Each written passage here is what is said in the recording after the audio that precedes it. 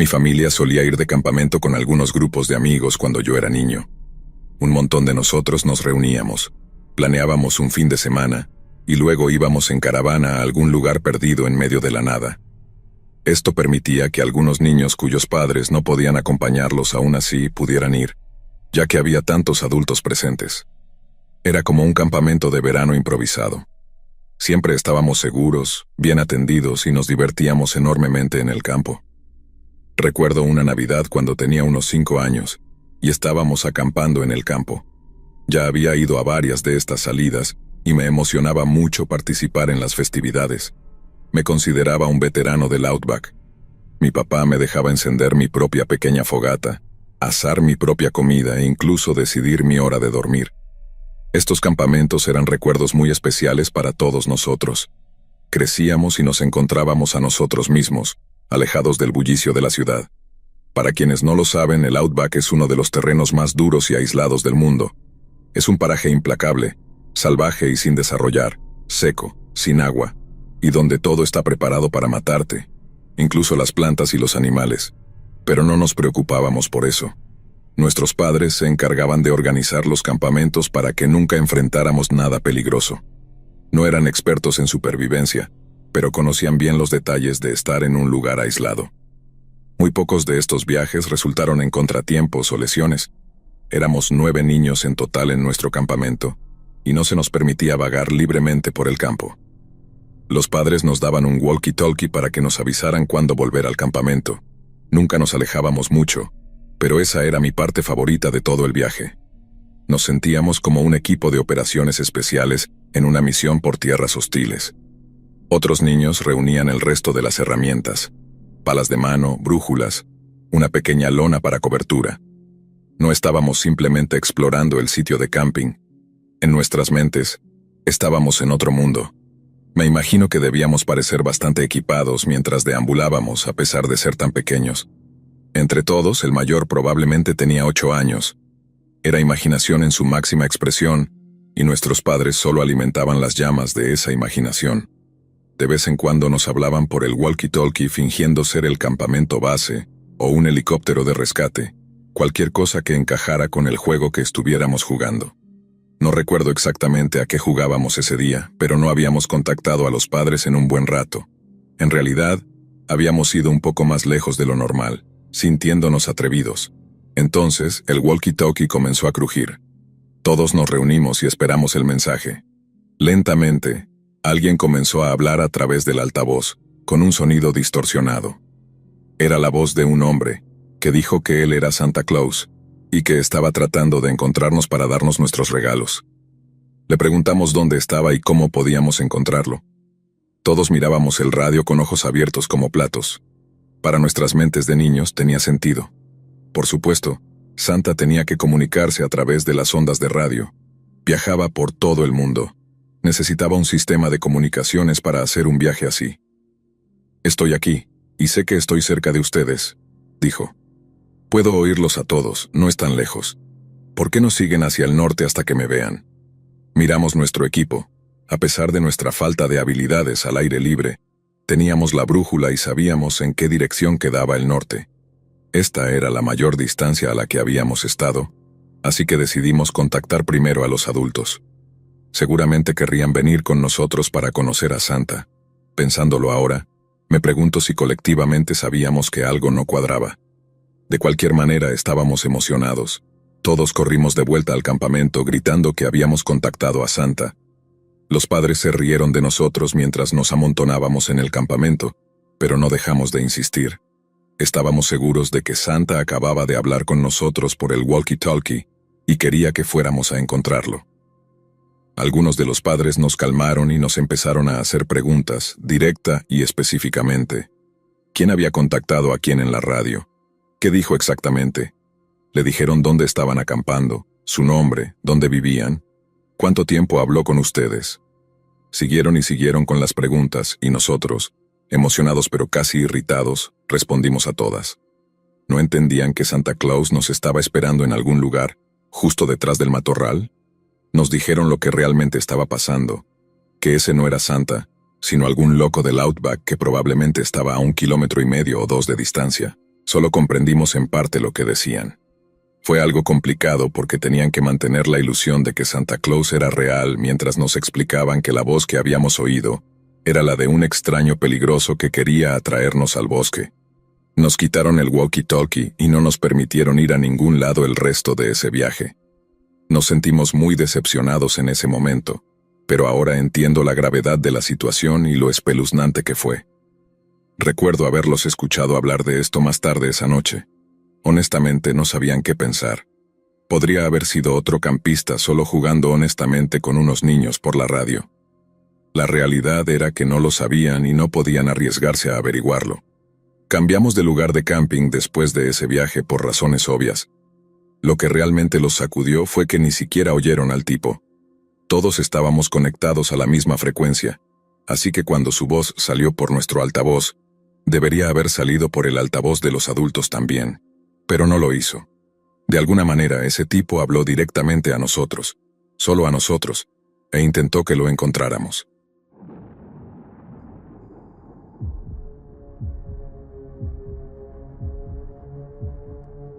He pasado incontables horas dentro de los bosques profundos. He visto muchas cosas extrañas, medio espeluznantes, pero normalmente tienen una explicación lógica y razonable detrás.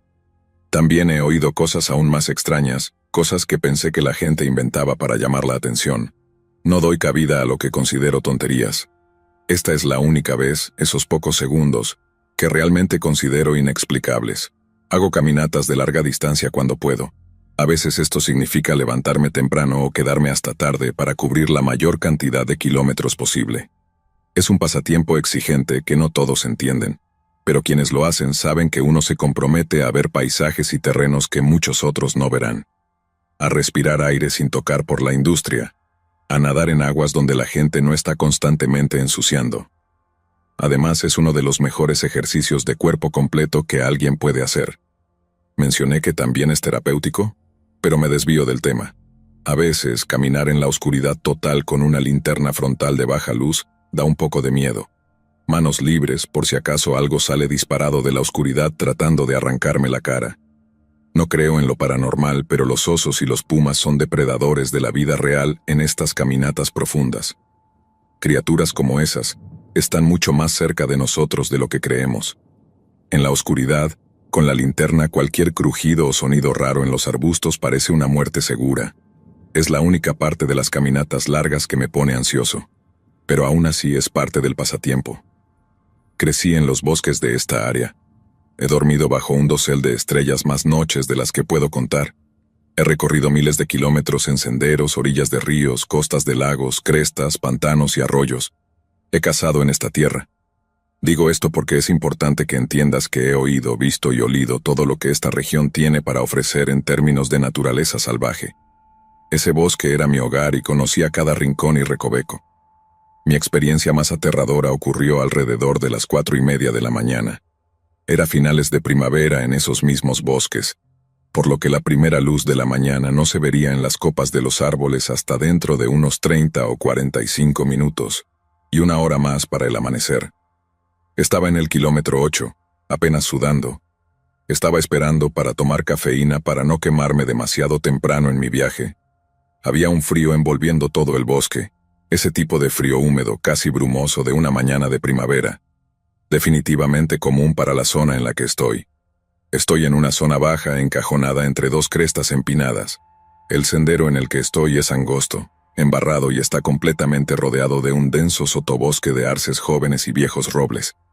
Estoy enfocado en la pequeña luz de mi linterna frontal, paso tras paso, concentrado. El ejercicio es el objetivo, ya que en la oscuridad no hay nada que ver, solo mantenerse enfocado y asegurarse de no torcerme una rodilla o ser mordido por algo. Entonces, escucho un fuerte crujido. Me quedé congelado. Fue un sonido alucinante de escuchar a 8 o 9 kilómetros y medio en la naturaleza, en el amanecer todavía incipiente. Era algo que por primera vez en mucho tiempo, nunca había oído antes. Esta es la parte que me cuesta describir.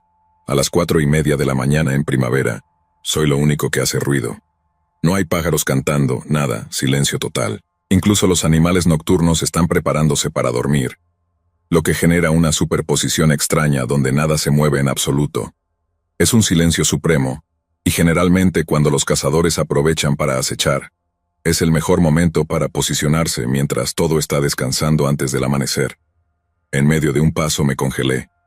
Cuando el instinto de lucha o huida se activa, tienes pensamientos inmediatos de supervivencia. El pensamiento que me vino a la mente de inmediato, mientras me quedaba ahí en silencio absoluto, fue: si escucho eso otra vez, me doy la vuelta y regreso a toda prisa. Esa era la única opción lógica en ese momento. ¿Por qué? Porque ese sonido no era una rama rompiéndose, ni un árbol caído. No era un Widowmaker. Estaba seguro de que escuché algo intencionado. Escucharlo 2 veces significaba que debía salir de allí. Significaba para mí algo territorial, como una serpiente que sacude su cascabel para decirte que te vayas de allí. No estaba en posición de intentar rodear algo que claramente no me quería allí. Tenía una linterna frontal atada a mi cabeza, que revelaba mi posición a quien estuviera allá afuera. Para describirlo lo mejor que puedo, sonaba como un palo de madera de buen tamaño golpeando violentamente contra un árbol pequeño. Más como un palo del tamaño de un bate de fungo que un bate de béisbol. La diferencia siendo que este sonido era un crack, no un golpe o un estruendo. Lo he descrito antes como explosivo porque fue tan repentino y tan terriblemente fuerte. Tenía la sensación de que estaba a unos 50 metros justo frente a mí, fuerte y claro. Parado allí completamente asustado, me di cuenta pronto de la peor parte de mi situación. Sabía de dónde venía el sonido, y sabía hacia dónde iba el sendero. En unos 30 metros, iba a llegar a una curva de 180 grados, y empezar a subir la cresta, alejándome del arroyo. Esto significaba que tan pronto como reuniera el valor para moverme hacia ese ruido, tendría que darle la espalda para subir esa cresta. Esto me ponía muy nervioso. Mi cabeza estaba en algún lugar entre psicópata asesino y algún animal arrancándome las tripas. Pasaron unos minutos, solo respiraba, mi aliento empañando mis gafas, y escuchaba. Nada, silencio absoluto. Me faltaban entre 20 y 30 minutos para la primera luz. Aumenté la intensidad de la linterna frontal y comencé a acercarme lentamente a la curva de 180 grados. Cuando llevas una linterna en el bosque de noche, cada rama delante de ti proyecta una gran sombra negra en el sendero. No ayuda. De hecho, hace que dude con cada paso porque sigo pensando que hay algo acechando justo frente a mí. De nuevo, solo intento pasar hasta que salga el sol y equilibre el terreno. Llegué a la curva y giré rápidamente, moviéndome bastante rápido en ese punto, tratando de no hacer ruido, tomando respiraciones pequeñas y superficiales para poder escuchar mientras subía la pendiente. Es algo delicado intentar llevar una buena cantidad de equipo de caminata mientras tratas de no hacer ningún ruido. Para mucha gente, es imposible, pero se puede hacer si estás ahí afuera lo suficiente. Algunas situaciones lo exigen. Entonces lo olí. Me detuve en seco y lo inhalé. Un hedor me golpeó que no puedo describir. Solo imagina algo húmedo, podrido, muerto. En una vida pasada trabajé en escenarios como bombero, en escenas donde personas habían muerto. Este olor era como días de descomposición, pero olía extraño, sin una causa identificable. Al estar tan lejos de la civilización, realmente limitaba las opciones. Ni siquiera había basura o desechos por aquí. No era un basurero ni un pozo de quema. Seguí caminando rápido. Para cuando llegué a la cima de la cresta estaba jadeando y la primera luz ya estaba saliendo. No dejé de moverme hasta que la luz del día estaba totalmente afuera y los pájaros ya cantaban. Una vez que salió el sol ya no me importaba hacer ruido. Cualquiera que estuviera allá afuera podía verme todo el tiempo. Eligió dejarme en paz. He oído de todo en el bosque, lo he olido todo. Y te digo que no sé qué demonios fue eso. Los árboles caídos y especialmente las ramas hacen mucho ruido cuando caen. Lo he escuchado muchas veces. No sé, continué y terminé mi caminata ese día. Nunca me encontré con algo que me obligara a dar la vuelta. Fue solo un momento extraño en un lugar extraño, cuando escuché ese ruido extraño, y hasta el día de hoy, nunca ha vuelto a pasar algo así en esa área.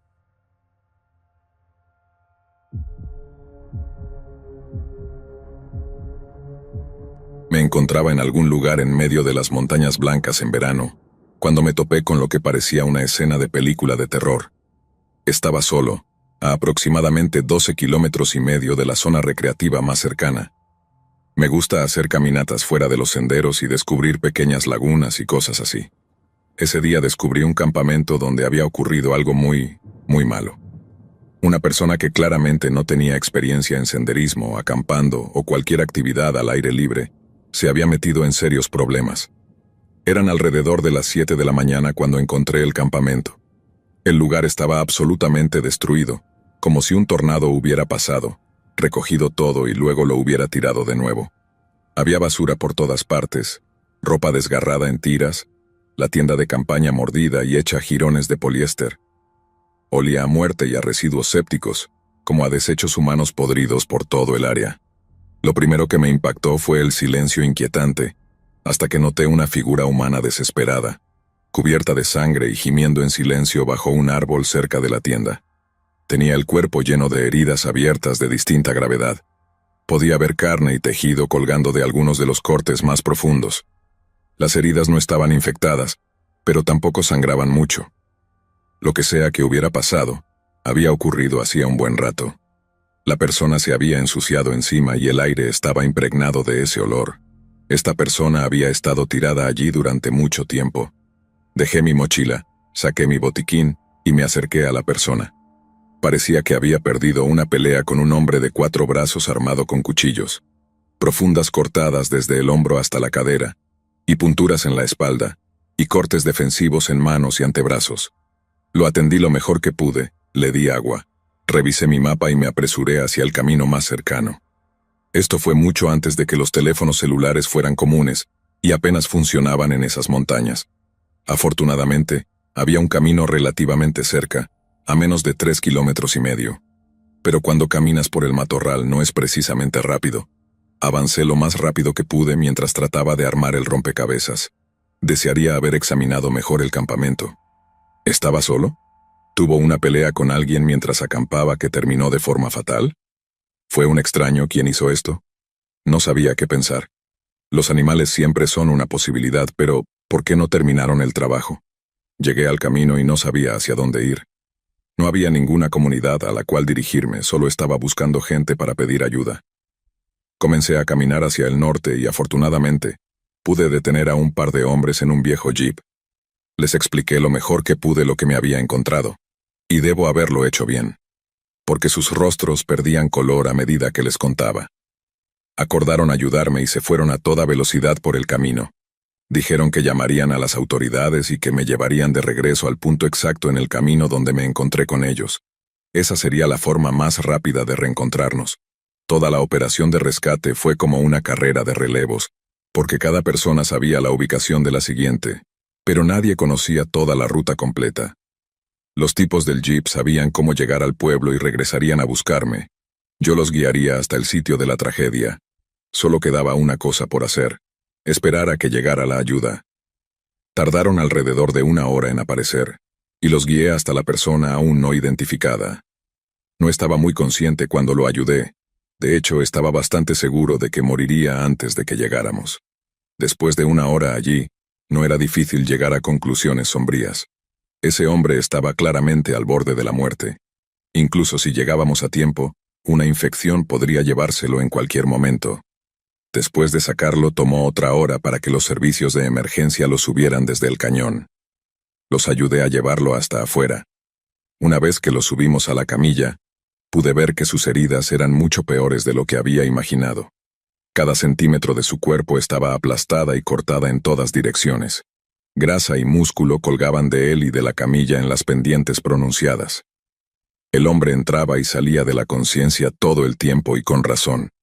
No podía imaginar el dolor que ese hombre soportó durante días. Lo subimos por la última cresta, lo cargamos en el vehículo de rescate, y el sheriff y los guardaparques me preguntaron si quería un aventón de regreso, así que acepté su oferta. Regresamos al pueblo y me limpié.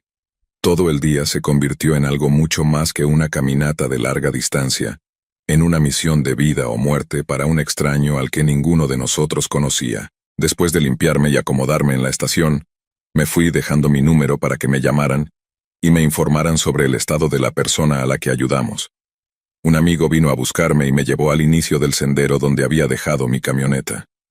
Le conté los detalles mientras conducíamos, temblando durante todo el trayecto. Finalmente llegamos. Recuperé mi camioneta y me dirigí a casa. 3 días después de regresar al trabajo, había un mensaje en mi contestador. Era del departamento del sheriff. La historia era que el hombre que encontré había decidido ir a acampar y escuchó que debía colgar su comida de un árbol para evitar que los osos se acercaran. Bueno, lo hizo, pero la colgó casi directamente sobre su tienda y no lo suficientemente alto. La noche anterior a que yo llegara a ese lugar, un oso usó la tienda y su ocupante en un intento de trepar al árbol para alcanzar la comida. El hombre despertó con 4 patas de oso negro hundiéndose en su cuerpo mientras el animal se movía para intentar trepar. El tipo sobrevivió y juró al personal del hospital que se mudaría a la ciudad y que nunca volvería a pisar el bosque en su vida.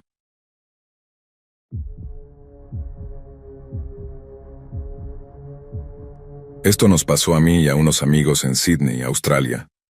Cuando queríamos beber siendo menores de edad, comprábamos una caja de cervezas o una botella de licor y caminábamos unos 4 kilómetros hacia el monte, en medio de la nada, para beber sin preocuparnos de meternos en problemas. Nos quedábamos dormidos en nuestros sacos de dormir bajo las estrellas en verano y estábamos perfectamente bien. Esta es la esencia de las travesuras en el Outback: tierra y polvo, una botella de alcohol y tus mejores amigos a tu alrededor. Al final del día es algo inofensivo. No estamos tratando de meternos en problemas, causar daños o molestar a nadie. Es un rito de paso, una forma de crecer y ser quienes se supone que debemos ser. Estoy seguro de que en tu país y cultura hay una tradición similar para los jóvenes.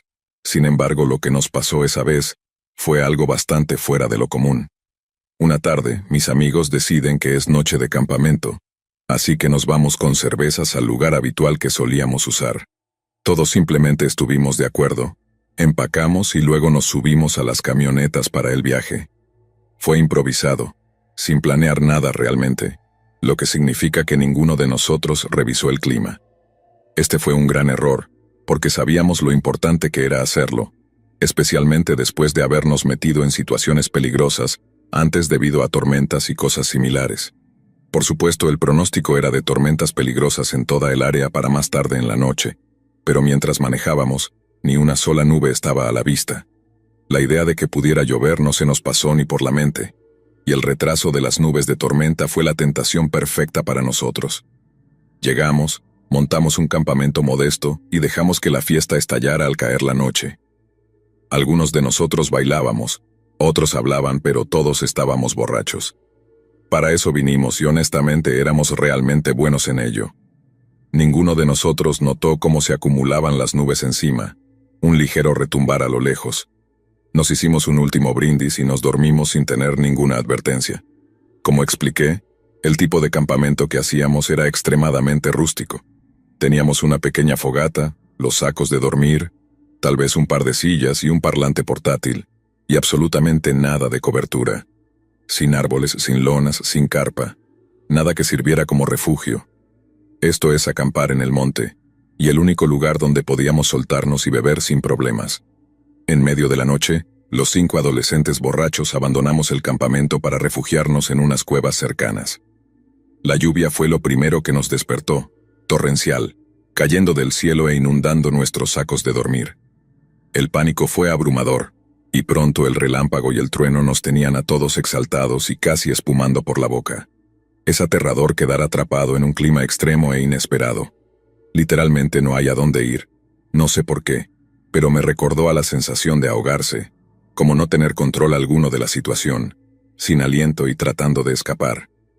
Las cuevas estaban en una zona alta, con vista a una gran bifurcación del río Hawkesbury. Teníamos una idea aproximada de dónde estaban, pero la tormenta nos tenía completamente desorientados.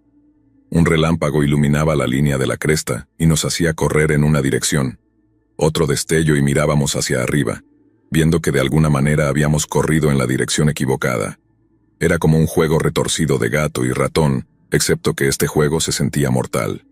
Lo logramos, a pesar de que todo el planeta parecía estar en nuestra contra. La tierra se convirtió en lodo bajo nosotros, arrancándonos los zapatos y los calcetines. Las rocas cedían a cada paso, haciéndonos caer de bruces. No nos importaba. Subimos la colina a toda prisa y encontramos la entrada a las cuevas. Nos tiramos allí en una pila por un rato, tratando de recuperar el aliento. Nos estremecíamos cada vez que un relámpago destellaba o el trueno rugía, empapados por la lluvia y congelados. Eventualmente empezamos a reírnos como nunca antes, de todo lo aterrador que había sido, pero que ahora ya no importaba. Todavía estábamos bastante borrachos. Un par de nosotros nos pusimos a cavar un hoyo para la fogata. Teníamos algunos encendedores entre nosotros, y había arbustos secos en el suelo de la cueva. Nos turnábamos para raspar la tierra seca y agrietada con piedras y las yemas de los dedos, teniendo cuidado de no doblarlas en las rocas sueltas del suelo. Habíamos cavado tal vez unos 5 centímetros cuando descubrimos algo más que huesos, restos humanos lo suficientemente frescos como para reconocerlos como partes de un cuerpo. Pelo, piel, todo. Ahora sí que estábamos atrapados. No podíamos salir de la cueva debido a la violencia de la tormenta afuera, y estábamos atrapados con un cadáver en una tumba poco profunda. La mitad de nosotros se quebró en ese momento y empezó a llorar, sin palabras ante lo que veíamos. ¿De verdad alguien tiró un cadáver aquí? ¿Había algún tipo de depredador en el fondo de la cueva descansando después de su última comida? Nos acurrucamos juntos y tratamos de hacer el menor ruido posible, pero la situación se deterioraba rápidamente. Todo lo que queríamos era que amaneciera. Entonces podríamos evaluar mejor la situación y hacer algún plan. Nos sentamos junto a la entrada de la cueva, para no estar tan cerca del cadáver que compartía la cueva con nosotros. La tormenta se disipó mucho antes de que amaneciera. Salimos corriendo de allí en cuanto tuvimos oportunidad, pasando a toda velocidad por nuestro campamento, hacia el monte, y de vuelta al vecindario. Nos tomó 1 hora regresar, tropezándonos, golpeándonos las espinillas y cortándonos los pies. Les contamos a nuestros padres lo que había pasado, quienes inmediatamente llamaron a la policía. Llevaron a cabo una investigación en la mañana y descubrieron esos restos. Pertenecían a un sitio de entierro aborigen y aparentemente aún era usado por varias aldeas de la zona. No nos dimos cuenta de lo lejos que estábamos realmente, ni de cuán fuera de la civilización estábamos esa noche. Nunca volvimos allí, especialmente después de haber pasado la noche con los muertos.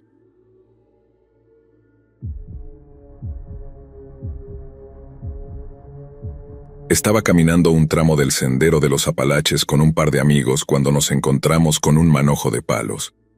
Los palos estaban atados en una figura similar a las del proyecto de la bruja de Blair. Obviamente, alguien lo había colocado allí, justo en el centro del sendero apoyado contra una roca. Me pareció genial, así que lo agarré y lo puse en mi mochila. Mucha gente deja cosas raras en los senderos, especialmente en los Apalaches. Todos saben que otro excursionista está solo una semana, un día, 1 hora o incluso apenas 10 minutos detrás de ti. No a todos les gusta, pero algunos de nosotros dejamos pequeños recuerdos y regalos para quien nos siga. A veces es comida o cerveza. Otras veces es una manta o un objeto hecho a mano, como ese manojo de palos. La figura me pareció interesante y no pensé 2 veces en llevármela. El trabajo que se tomó para entrelazar todo era increíblemente detallado. Quería intentar replicarlo más tarde, en un día en el que tuviera más tiempo libre. Era hermoso y llamativo. A los otros chicos les pareció raro. Como dije, recordaba a la bruja de Blair, pero la película ya tenía algunos años, y la novedad de que supuestamente era real ya se había desvanecido. Terminamos la caminata y montamos el campamento para pasar la noche. Estábamos agotados del largo día, así que después de cenar nos retiramos a nuestras respectivas tiendas de campaña y nos quedamos dormidos. En esos días tratábamos de cubrir muchos kilómetros. A la mañana siguiente fui el primero en despertarme, así que me levanté para hacer café. ¿Y qué fue lo que encontré? Un manojo de palos idéntico al que habíamos encontrado el día anterior, sentado en la cima de la pila de madera carbonizada de la fogata de la noche anterior. Cuando digo idéntico, quiero decir increíblemente igual. Como 2 gotas de agua. Era exactamente el mismo trabajo artesanal. Los giros, los nudos, todo igual. Lo primero que hice fue revisar mi mochila, y efectivamente, el que había recogido todavía estaba allí. Cada uno de mis amigos juró que no lo había puesto allí. Y yo obviamente dije lo mismo. Era raro, porque todos estábamos completamente seguros de que ninguno de nosotros lo había puesto allí. pero nunca pude estar seguro de que alguno de ellos no estuviera jugando una broma. Lo que me molesta es que el manojo de palos que encontré en la mañana era casi una réplica exacta del que habíamos encontrado en el sendero. Me cuesta creer que alguno de los chicos pudiera haber hecho una réplica tan cercana sin tener el original para modelarlo. Y no es como si alguno de ellos lo hubiera colocado en el sendero de antemano para que lo encontráramos, ya que estábamos en medio de la nada. También hubiera sido difícil para cualquiera simplemente encontrarnos. No acampamos a lo largo del sendero, fuera del paso de los excursionistas y extraños. Todo tipo de personajes poco deseables caminan y merodean por el sendero de los Apalaches. Es un punto de encuentro para algunas de las personas más extrañas que podrías conocer. No es que encuentres una persona rara a cada rato, pero cuando te topas con alguien extraño allá afuera, lo sabes casi de inmediato. Acampamos aislados, casi escondidos por esta misma razón. Quiero creer que alguno de ellos me hizo una broma, porque la alternativa me asusta muchísimo.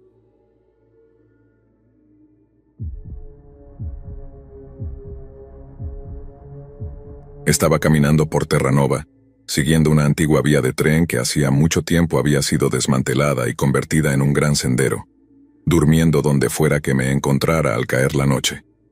En ese momento, esto no era realmente recreativo. Estaba entrando y saliendo del consumo de drogas, de la falta de hogar y, en general, viviendo al margen de la sociedad. Estar en una ciudad o siquiera cerca de gente era una fuente de estrés para mí. Cuando quería consumir drogas, prefería estar solo, sin posibilidad de interacción con nadie.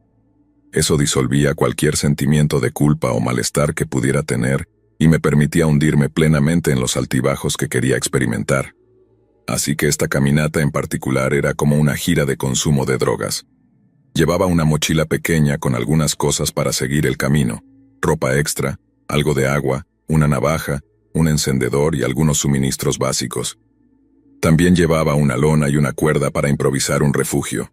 En ese punto, cualquier señal de gente o pueblo estaba a unos 2 días de distancia detrás de mí. Seguí la antigua vía oxidada, adentrándome en el bosque hasta que ya no reconocía el paisaje. Me drogaba y seguía caminando y explorando, hasta que quería drogarme de nuevo. Un día llegué a una pequeña aldea de cabañas, excepto que todo estaba abandonado. Casas rodantes en ruinas, autobuses convertidos en viviendas quemadas, pequeñas cabañas todas cerradas y en decadencia. Era espeluznante pero también interesante. La descomposición urbana era como nada que hubiera visto antes, especialmente en un lugar tan remoto. ¿Quién vivió aquí y por qué tuvieron que irse? Me sentía como si hubiera descubierto un misterio olvidado. El sol ya estaba bajando, así que decidí montar el campamento en un terreno mayormente vacío, donde había una camioneta abandonada que lentamente se estaba deslizando hacia un barranco cercano. El barranco mismo estaba lleno de todo tipo de escombros aleatorios, electrodomésticos, bolsas de ropa, chatarra. Todo era extraño y fuera de lugar. Sumado a mi mente drogada, realmente no podía darle sentido a nada de eso. Me quedé pensando en el lugar mientras preparaba algo de comida, y luego me metí en mi saco de dormir. Despierto en algún momento de la noche al escuchar pasos fuera de mi campamento. Al principio pienso que es un animal, pero los pasos suenan como los de un humano. La apertura de mi refugio de lona dejaba que escuchara cada paso mientras sucedía. Los pasos se acercaban y rodeaban mi posición. Lentamente y en silencio saco mi navaja. Si intenta atacarme, mi plan es apuñalar primero y preguntar después. Cualquiera que intente entrar a mi campamento en medio de la nada está buscando hacer algún tipo de daño. Mi corazón late a 1000 por hora, pero trato de mantenerme en silencio. No hay teléfono, no hay dónde correr, no hay otra opción de ningún tipo. O se va, o uno de nosotros va a morir aquí. Los pasos se detuvieron en algún lugar fuera del campamento. Supongo que él se acercó más rápido de lo que esperaba y vio la silueta de mis pertenencias entre los árboles. Por un segundo, pudimos oírnos respirar. Eso es todo. Como la peor pesadilla de cualquier mochilero, para mí duplicada. Un asesino loco, algún extraño en el bosque, o la policía viniendo a investigar un escuadrón cerca de un pueblo abandonado. Tenía en la cabeza que encontrarían todas mis drogas y parafernalia, y me meterían en prisión antes del amanecer. Honestamente no sé cuál de esos resultados sería peor. Afortunadamente los pasos empezaron a alejarse del refugio hasta que dejé de oírlos. Esperé un poco para ver si regresaban, pero no escuché nada. Salí lentamente de mi lona, sin ver nada y sin encender mi linterna. Rápidamente desmonté todo. Lo metí en mi mochila y comencé a caminar por el sendero para salir de allí lo antes posible. Caminé hasta que amaneció. Encontré una carretera y pude detener a un tipo en una camioneta. Fue amable y me llevó a la ciudad, donde conseguí una habitación de hotel. Lo inquietante al recordar todo esto es que, muy probablemente, quien sea que me estaba vigilando salió caminando desde una de esas estructuras abandonadas. Supongo que era otro vagabundo. Me gusta pensar que solo tenía curiosidad, pero me alegra no haberme quedado para averiguar si volvería.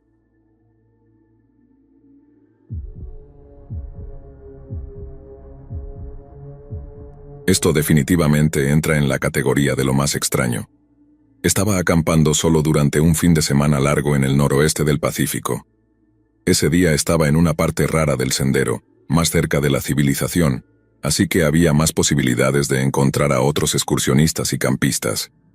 Vi a una o dos personas, pero fue mayormente de lejos. Estaba por anochecer y comenzaba a hacer frío, mientras yo me adentraba más en el bosque. Sabía que las probabilidades de ver a alguien más eran muy pocas. Estaba caminando alrededor de un pequeño estanque y planeaba montar el campamento cerca, cuando escuché un ruido de movimientos detrás de una pequeña formación de rocas, como un afloramiento de rocas grandes que se asentaba en una línea de falla. Era un ruido repetitivo, se hacía más fuerte y luego más suave, pero nunca paraba del todo. Básicamente, si eres un excursionista habitual, sabes cuando un sonido en el bosque no encaja, lo notas apenas lo oyes. Saqué mis 2 cuchillos, los que siempre llevo cuando hago senderismo, y caminé lentamente alrededor de las rocas, honestamente sin saber qué iba a encontrar. Así es la vida allá afuera. Es la razón por la que llevo cuchillos cuando voy al monte. En el bosque hay animales, gente rara y cualquier número de factores desconocidos que podrían aparecer, así que debes estar preparado para todo. Estar preparado a veces significa enfrentarlo de frente. Lo que no esperaba y realmente me sorprendió fue ver a una pareja muy atractiva, de unos 20 años, teniendo sexo estilo perrito, de una forma muy agresiva pero feliz, sobre una manta. Obviamente ellos estaban tan sorprendidos como yo de vernos. Nos asustamos y gritamos todos, y mientras ellos se apresuraban a cubrir sus cuerpos y su ropa en pánico, me disculpé torpemente, recogí todo mi equipo, y simplemente me alejé medio corriendo hacia el bosque, pasando su tienda de campaña en el camino. Completamente me había perdido su equipo. Estaba montado al otro lado de la pendiente de la colina, por donde yo no había subido. Se ve que estaban relajados por estar tan lejos en la naturaleza, pero no contaban con que alguien más se pusiera a caminar por los matorrales en el mismo lugar. Retrocedí más o menos medio kilómetro antes de suponer que ya estaba lejos de ellos. No es que fueran a perseguirme, pero seguro debí parecer un psicópata apareciendo de repente por detrás de esas rocas, con los ojos abiertos de par en par y blandiendo un par de cuchillos. Monté mi campamento de nuevo y me reí hasta quedarme dormido esa noche. Me pregunto si esa pareja sigue junta y si cuentan esa historia cuando se emborrachan en las fiestas, como a veces hago yo.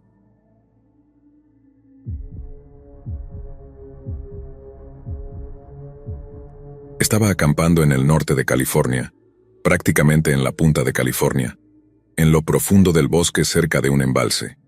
Este lugar podría ser muy concurrido para actividades recreativas en la época correcta del año, pero era otoño y a mitad de semana, así que me encontraba completamente solo allí. Tenía mi camioneta estacionada a unos 4 o 5 kilómetros de la carretera. En la mañana, antes de que saliera el sol, me entraron unas ganas muy fuertes de ir al baño. Y como no hay baños, caminé un poco por el sendero y encontré un pequeño lugar apartado, cerca de un arbusto de zarzamoras y un saliente de agua del embalse. Como dije, no había otros campamentos alrededor, ni autos. Ni siquiera podía escuchar un motor por la zona. Estaba tan solo como se podía estar. Empecé a escuchar unos ruidos en la línea de árboles, justo cuando estaba comenzando a amanecer. ¿Qué demonios había entrado en mi área privada? Me di cuenta de que no sabía si era temporada de caza en esta zona. Estoy escondido entre los arbustos, y he oído muchas historias de personas que son disparadas accidentalmente en áreas remotas durante la temporada de caza. Me asomé por encima del arbusto de zarzamoras, y no a más de 12 metros de mí estaba un oso enorme, fácilmente de unos 250 kilos. Intenté alejarme con cuidado, pero al dar un paso hacia atrás, pisé una ramita que se quebró. Los pantalones los tenía medio bajados, mi trasero era un desastre y ahora estaba en el radar de un depredador al acecho. Escabullirme ya no era una opción, y correr sería una sentencia de muerte. Este oso y yo instantáneamente giramos nuestras cabezas hacia el otro y nuestras miradas se cruzaron. Ambos sabíamos lo que estaba pasando. Yo estaba aterrorizado y el oso no. El oso estaba curioso, hambriento, tal vez irritado. Por la forma en que irrumpió en el claro, sonaba como si estuviera molesto. Yo estaba medio desnudo, cubierto de sudor, y lo escuché resoplar al otro lado del arbusto. Estaba decidiendo cómo asegurarse el desayuno. Intenté hacerme ver más grande y hacer ruido, pero el oso no se movió. De hecho, comenzó a caminar hacia mí. Esto no era bueno porque era la única opción con la que me sentía cómodo.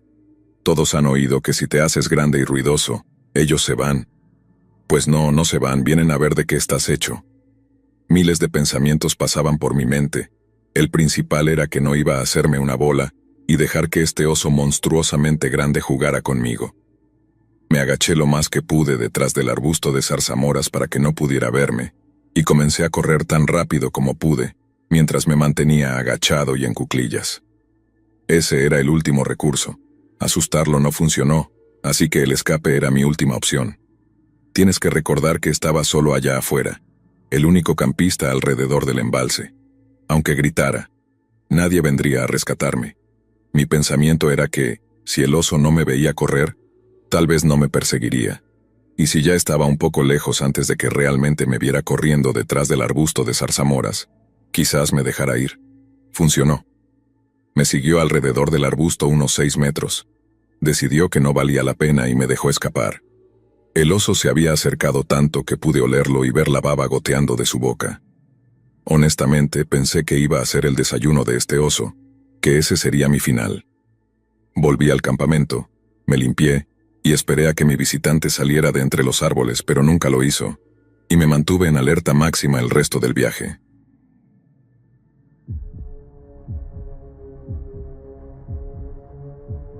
Un grupo de 20 personas y yo estábamos haciendo senderismo en una fila de a dos, caminando codo a codo con un compañero. Nos desplazábamos a través de un bosque muy espeso alrededor de la 1 de la madrugada. Ciertos miembros estaban designados para llevar linternas, mientras que los que estaban en cada extremo de la fila llevaban radios para un contacto rápido. Este era un ejercicio de entrenamiento para un programa de supervivencia en la naturaleza, así que estábamos de buen humor con mucha energía a pesar de la hora. Nuestro joven equipo estaba muy preparado para completar el entrenamiento nocturno. Logramos encontrar un camino embarrado que seguimos durante varios kilómetros antes de volver al bosque. Practicamos cambios de dirección, marchas rápidas, acecho silencioso, paradas de equipo y sprints en terreno mientras caminábamos por ese camino embarrado de nuevo. Estaba hablando con uno de mis amigos que estaba justo delante de mí. Ya no marchábamos en pares ordenados, era más bien una caminata libre mientras navegábamos por el bosque. Después de un rato de hablar, noté que mi grupo estaba más adelante de lo que pensaba, así que aumenté el ritmo. Debo haberme distraído y poco a poco me fui quedando atrás con mi compañero. Cuando me acerqué, noté algo extraño. El amigo con el que estaba hablando ya estaba con el resto de mi grupo. Miré hacia atrás y me di cuenta de que estaba solo, sin rastro de mi amigo ni de nadie a lo largo del camino. ¿Con quién demonios había estado hablando? Volví a mirar para asegurarme de que el compañero del radio no estuviera caminando detrás también y quizás había confundido la conversación, pensando que era mi amigo. Pero no, no había hombre de radio, nada. Me acerqué a mi amigo y le pregunté cómo había vuelto tan rápido. Se dio la vuelta y me miró diciendo, «Me estaba preguntando dónde estabas. Desapareciste por unos buenos 5 minutos». Digamos que no me sentí muy bien después de escuchar esas palabras. Sé con certeza que estaba hablando con él antes, y si no era él, entonces era alguien exactamente igual, con el mismo equipo. Afortunadamente no pasó nada más después de eso, pero estuve bastante alterado por el resto de la noche de caminata. Todo esto ocurrió en Polonia cuando yo era adolescente. Hace muchos, muchos años. No había teléfonos ni ningún tipo de redes sociales en ese entonces. He pensado en esa experiencia desde entonces.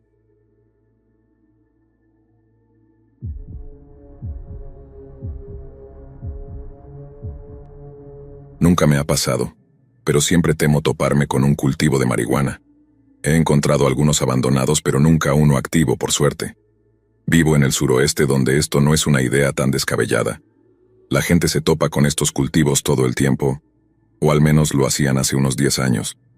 Afiliados de carteles e incluso ciudadanos fuera de la ley se adentran en la naturaleza, establecen un perímetro y luego proceden a llenar las hectáreas de fila tras fila de plantas de marihuana.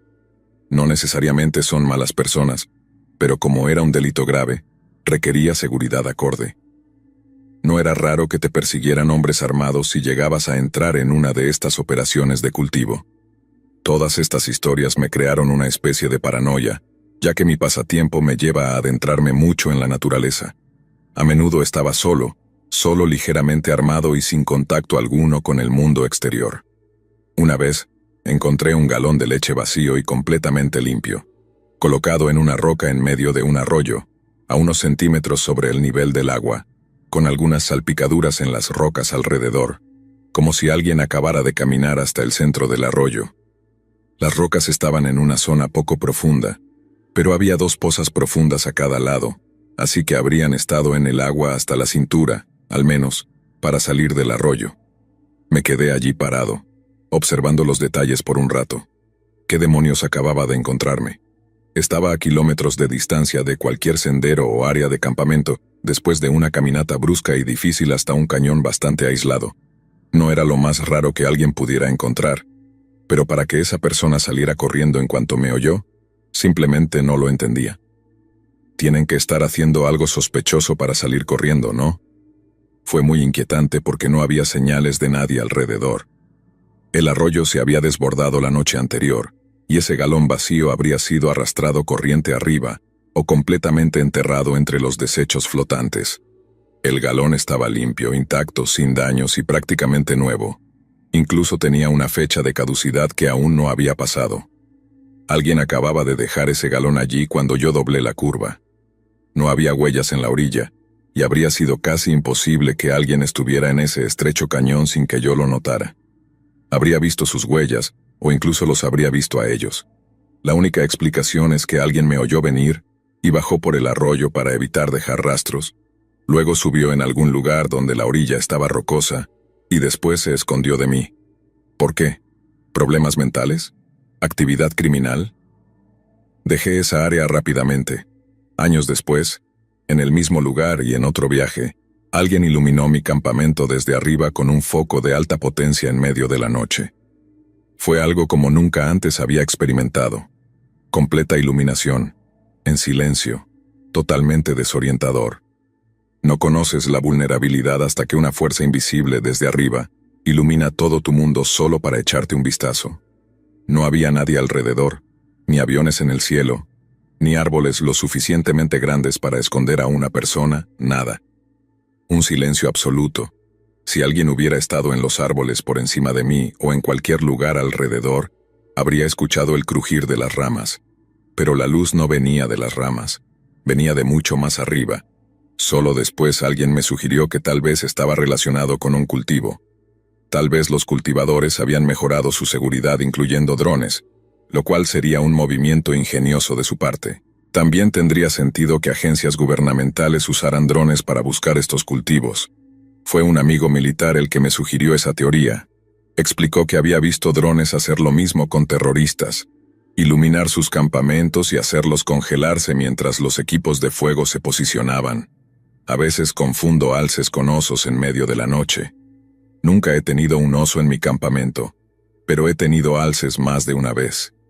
Siempre es bueno para un susto de pánico hasta que logras una identificación positiva del gran animal, husmeando en el campamento. Pero ni siquiera se compara con lo que sentí cuando esa luz me iluminó.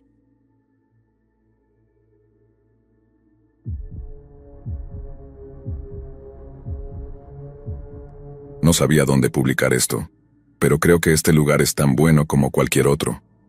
He sido un lector silencioso de la comunidad de horror durante mucho tiempo, y finalmente decidí compartir una de mis historias, una que he tratado de bloquear en mi mente.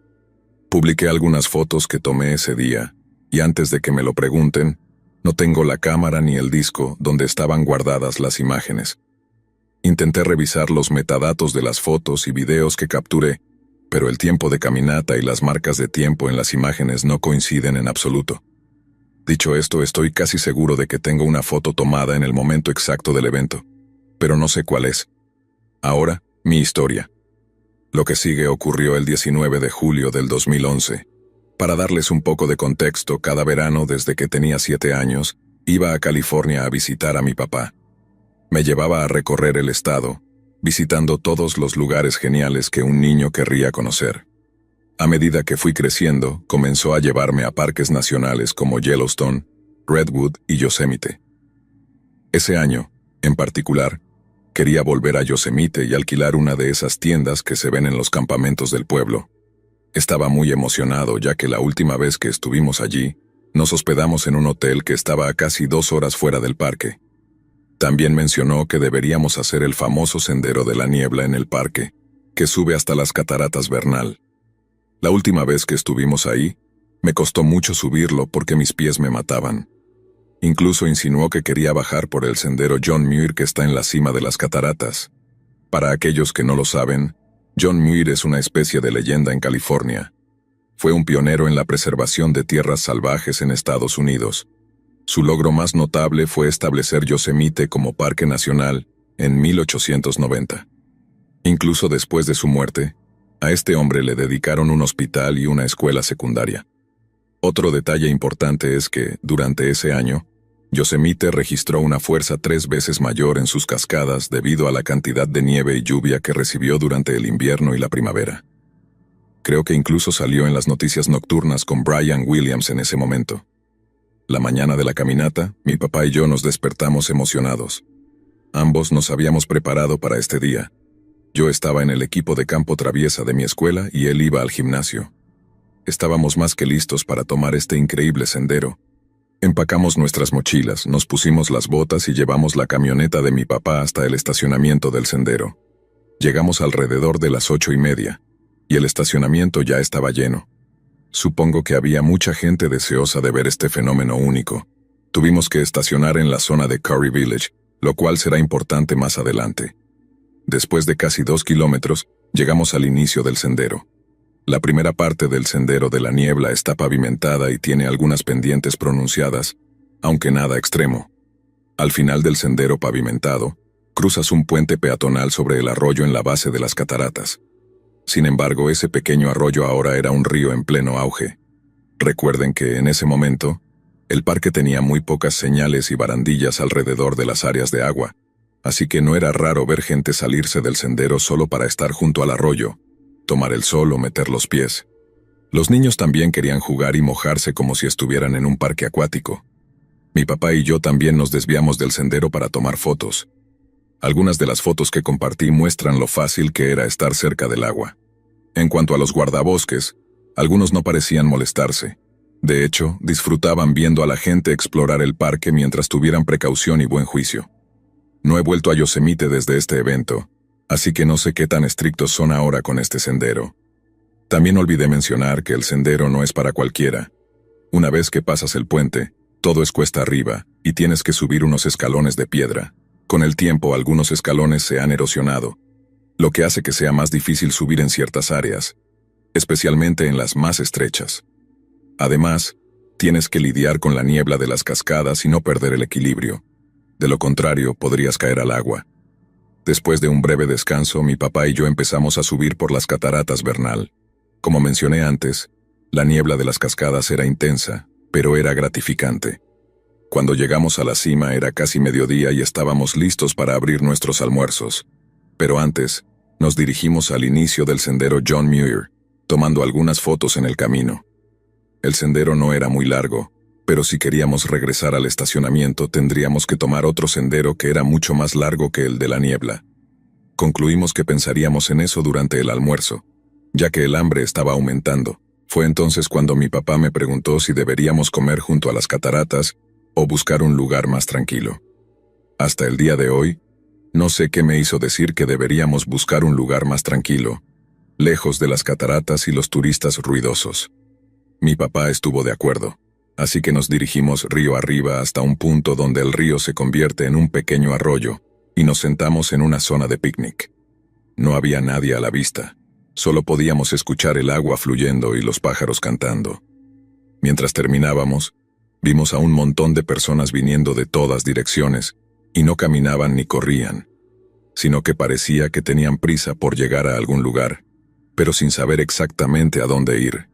No le dimos importancia y decidimos acercarnos al arroyo antes de regresar a las cataratas.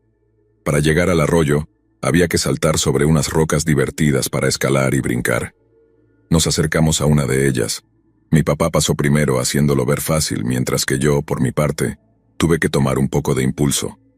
Al aterrizar sentí algo que siseó y me tocó la pierna. Me di la vuelta rápidamente y vi una serpiente de cascabel enrollada en el hueco con los ojos fijos en mí. Por suerte no me mordió. Estaba a una distancia segura. Llamé a mi papá, que tiene un miedo inmenso a las serpientes. Le señalé el lugar, y cuando la vio, se puso pálido. Me reí mientras él retrocedía asustado, y en ese momento otro excursionista se acercaba a esa misma roca. Le advertí que rodeara la zona. Al principio, tenía una expresión confundida, pero al ver la serpiente, sacó su teléfono para tomar fotos. Para ese momento mi papá ya había tenido suficiente de la serpiente y se dirigió al arroyo, y yo lo seguí, esperando que el otro chico no se llevara una mordida. El arroyo era poco profundo, lo cual era difícil de creer considerando que se convertía en una catarata rugiente. Me quedé en el borde para mojar mi pañuelo en el agua fría, mientras mi papá se acercó un poco más y se inclinó para hacer lo mismo. Entonces, de repente, un hombre apareció de la nada y comenzó a hablarle a mi papá con voz frenética. Dijo algo como: «Señor, no se le permite estar ahí, por favor salga del agua». Como mencioné antes, no era raro ver gente cerca del agua, especialmente en un arroyo pequeño como ese. Sin embargo, era muy extraño porque este hombre no era un guardabosques, ni estaba vestido para hacer senderismo. Mi papá se incorporó lentamente y le dijo al hombre: «Solo estamos mojando nuestras bandas de sudor antes de bajar. Todo está bien». Pero el hombre se mostró aún más preocupado. «Señor, por favor, debe salir del agua ahora mismo. Es muy peligroso. Acabo de ver a 3 personas morir donde usted está». Luego, el hombre se volvió hacia mí y dijo: «Hijo, si valoras la vida de tu padre, debes sacarlo de ahí». Me quedé completamente sin palabras en ese momento. Mi papá ignoró las súplicas de este hombre, pero antes de que pudiéramos decir o hacer algo, el hombre salió corriendo para advertir a otros turistas que se acercaban al agua. Después de que se fue, mi papá salió del arroyo y tomamos nuestras mochilas para regresar a las cataratas. Mientras caminábamos, le pregunté a mi papá qué quería decir el hombre cuando mencionó que vio morir a 3 personas justo donde estábamos. Me miró igual de confundido, pero me tranquilizó diciendo que tal vez habían caído y se lastimaron. Eso me confundió aún más. El arroyo no era tan potente como las cataratas, así que ¿cómo alguien perdería el equilibrio y moriría? No pensé mucho más en eso, ya que me distraje al ver a una multitud de personas en el área donde había visto la serpiente de cascabel. Estábamos tratando de encontrar a un guardabosques para que nadie resultara herido, pero por alguna razón no había ninguno a la vista. Finalmente, llegamos a las cataratas, y estábamos completamente exhaustos de la caminata. Decidimos bajar por el sendero de la niebla. Al llegar al inicio del sendero, había una gran multitud de personas bloqueando el camino. Nos abrimos paso entre el grupo de personas y los excursionistas confundidos. Y fue entonces cuando vimos la cinta de precaución a lo largo del sendero. Debía haber unos 15 guardabosques vigilando la zona y diciendo a los excursionistas que volvieran inmediatamente. Alguien le preguntó a uno de los guardabosques por qué cerraban el sendero, y casi con un tono calmado y profesional, el guardabosques dijo: «Oh, todo está bien. Solo encontramos un animal muerto en el sendero, y el olor es realmente insoportable. Estamos tratando de retirarlo, pero por ahora el sendero de la niebla está cerrado. Todos aquí tendrán que bajar por el sendero de John Muir». Inmediatamente supe que algo estaba mal. Había demasiada precaución para solo un animal muerto. ¿Y por qué estaban cerrando también los bordes cerca de las cataratas? Además, los 2 guardabosques en el sendero no estaban mirando el sendero en sí, sino el agua. Entonces escuché en la estática de uno de los radios. Solo pude entender algo sobre excursionistas desaparecidos. El sendero John Muir resultó ser un desvío bastante agradable, hasta que alcanzamos el sendero Paranor. Estaba cubierto de excrementos de caballo, y el olor era tan malo como se pueden imaginar. Este trayecto duraba unos 16 kilómetros.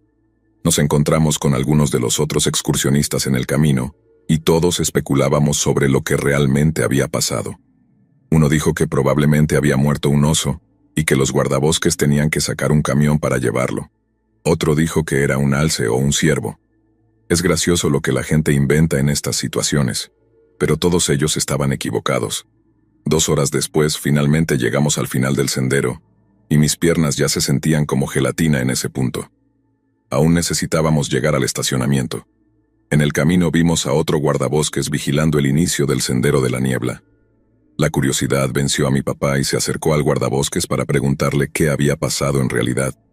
El guardabosques, sabiendo que mi papá no se había creído la historia del animal muerto, suspiró y con una expresión de duda en su rostro dijo: «Hay 3 excursionistas.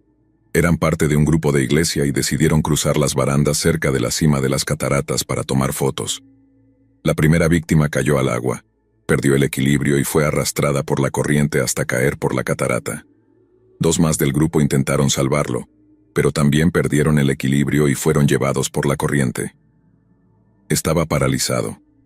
Si hubiéramos decidido almorzar en esa área, habríamos sido parte de la multitud de personas que presenciaron ese horrible evento, sin poder hacer nada más que ver cómo 3 personas caían hacia su destino. Lo que nos contó el guardabosques aún me atormenta. Debido a la fuerza de las cataratas y los rápidos, no podemos recuperar los cuerpos hasta que la corriente disminuya en octubre o incluso noviembre. Mi corazón se hundió al pensar en los amigos y familiares de las víctimas. Va a pasar mucho tiempo hasta que puedan recuperarlos. Regresamos al auto con las piernas doloridas después de esa caminata de casi 20 kilómetros, y el resto del camino de regreso fue completamente en silencio. Nunca volví a mencionarlo con mi papá, y aún pienso en ese hombre diciéndole a mi papá que saliera del agua. No sé qué habría hecho si mi papá hubiera sido una de esas víctimas. Esto demuestra que ninguna foto vale la pena arriesgar tu vida. David Horms, de 22 años, fue el primero en ser encontrado un mes después del incidente. Estaba atrapado contra una roca a 75 metros corriente abajo. Nino Sakou, de 27 años, fue encontrado el 29 de noviembre, atrapado bajo rocas enormes que no eran visibles hasta que el nivel del río estuvo en su punto más bajo. Luego, el siguiente sábado, Rina Badal, de 21 años, fue encontrada. Los 3 eran de la comunidad cristiana del Valle Central de origen del Medio Oriente. Mi corazón está con los amigos y familiares de las víctimas. Que descansen en paz. Gracias por escuchar mi historia.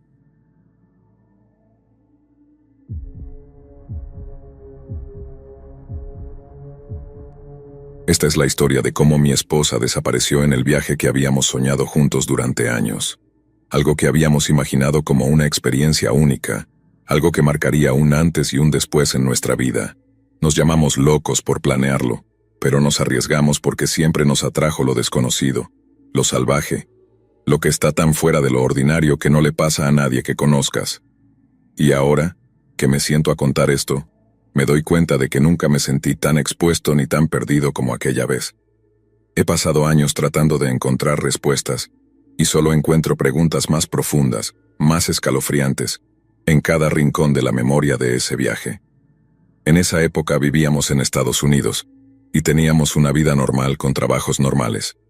Sin embargo, ambos sentíamos un vacío, un anhelo de aventura y descubrimiento que nos llevó a planear ese viaje a África, para explorar lo más profundo de las reservas naturales. Era el tipo de experiencia que solo ves en documentales, y a pesar de las advertencias sobre lo que podríamos encontrarnos, nos preparamos como pudimos. Nos vacunamos, obtuvimos permisos, y llevamos todo lo necesario, aunque nadie nunca se prepara lo suficiente para lo que realmente ocurrió. En una de nuestras excursiones conocimos a un grupo de locales, miembros de una tribu cuya existencia ni siquiera habíamos previsto. Al principio su presencia nos puso nerviosos, pero su hospitalidad fue tal que decidimos pasar algunos días con ellos. Nuestra guía turística los describió como reservados pero amables, y nosotros nos sentimos fascinados al observar sus costumbres. Nos hicieron partícipes de sus rituales, nos mostraron sus danzas y, cada noche, escuchábamos sus historias en torno a una fogata que nos hacía sentir en otro mundo. Sin embargo, conforme pasaron los días, Notaba ciertos detalles que no parecían encajar. No había infraestructura, ni utensilios de metal, ni indicios de pertenencias personales. Todo parecía provisional, como si el campamento mismo pudiera desvanecerse en cualquier momento. Me daba una incomodidad que no podía describir, pero como ellos no parecían preocupados y mi esposa se sentía a gusto, traté de ignorar esas dudas. La última noche, los miembros de la tribu nos invitaron a quedarnos a dormir en su campamento, en una especie de círculo protector que, según ellos, nos mantendría a salvo de los depredadores. Aunque al principio dudé, al final aceptamos. Teníamos un cansancio acumulado, y decidimos que una noche en el campamento sería suficiente. Nos recostamos bajo el cielo de África, en medio de ese ambiente primitivo, cerrando los ojos para grabar en nuestras mentes cada detalle, sin saber qué sería la última imagen que tendría de mi esposa. A la mañana siguiente desperté solo. Al principio pensé que ella habría salido a explorar, pero noté que no había señales de nadie más en el campamento. Mi esposa, los miembros de la tribu, todos habían desaparecido. Llamé por su nombre en todas direcciones. Mi voz se quebraba en cada grito, esperando alguna respuesta que nunca llegó. Solo el silencio me devolvía cada eco. Sabía que algo iba terriblemente mal. Corrí por cada rincón del campamento buscando pistas, huellas, alguna señal de vida, pero todo estaba tan intacto, tan pulcro, como si nunca nadie hubiera estado allí. Busqué ayuda en los guardias de la reserva y después en la policía local, pero no me tomaron en serio. Dijeron que los locales acostumbran a moverse, que tal vez ella se había separado accidentalmente, pero no había nada accidental en todo esto. Esa misma tribu, con su hospitalidad extraña, se había desvanecido en un solo día, y la policía y los guardias parecían tener respuestas demasiado cómodas. Con el tiempo, llegué a la conclusión de que no solo ocultaban algo, sino que tal vez eran cómplices de aquello que los unía. Hasta el día de hoy nunca he vuelto a ver a mi esposa.